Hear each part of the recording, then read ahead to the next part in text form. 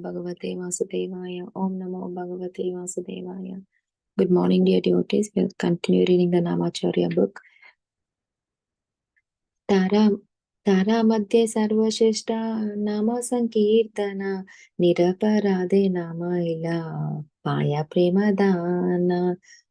Of the 9 processes of devotional service, the most important is to always chant the holy name of the Lord.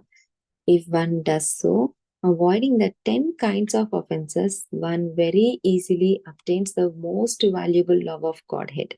Sri Chaitanya Charitamrita, Antilila 4.71. I cannot go near the temple because I am a low caste, abominable person. I have no authority to go there.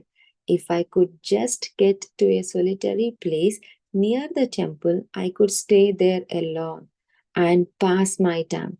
I do not wish the servants of Lord Jagannatha to touch me. I would remain there in the garden alone. That is my desire. Sri Chaitanya Charitamrita Madhya Leela. Chapter 7 Jagannath Puri. Arrival.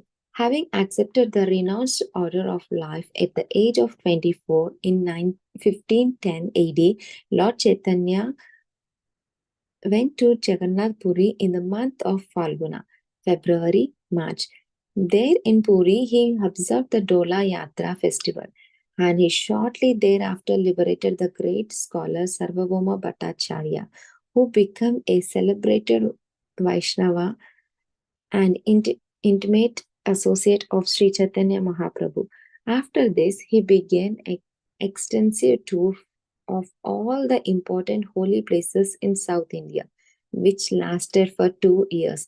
He traveled from village to village, liberating all the inhabitants by engaging them in Nama Sankirtana.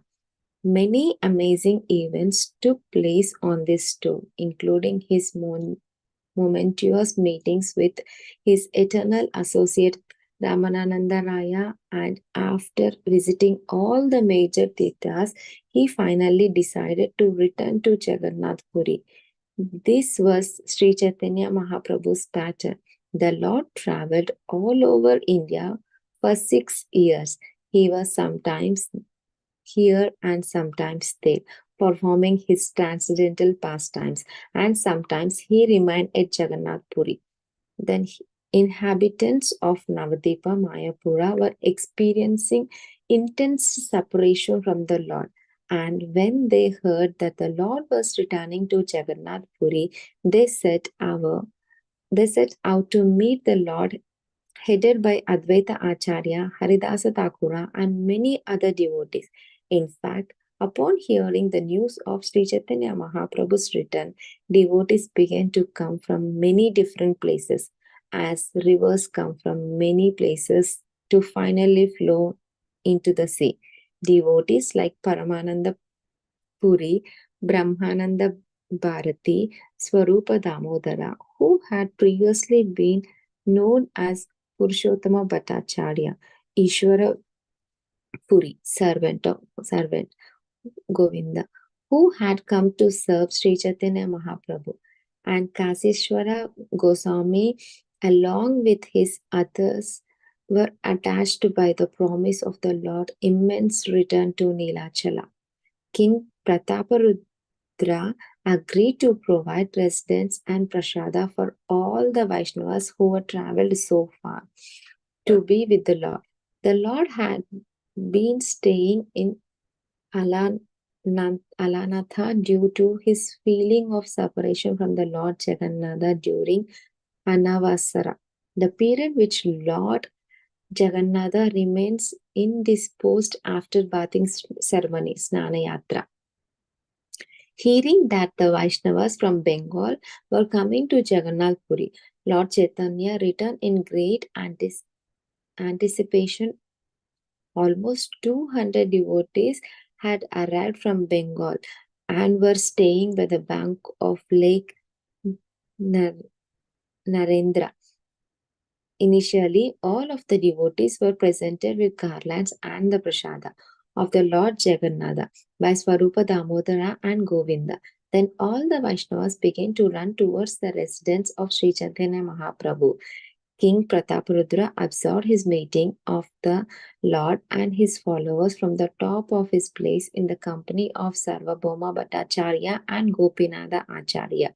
And each devotee in that great assembly was described and identified for the king. In this description given by Gopinatha Acharya to the king, Haridasa Thakura was described as the deliverer of the whole universe.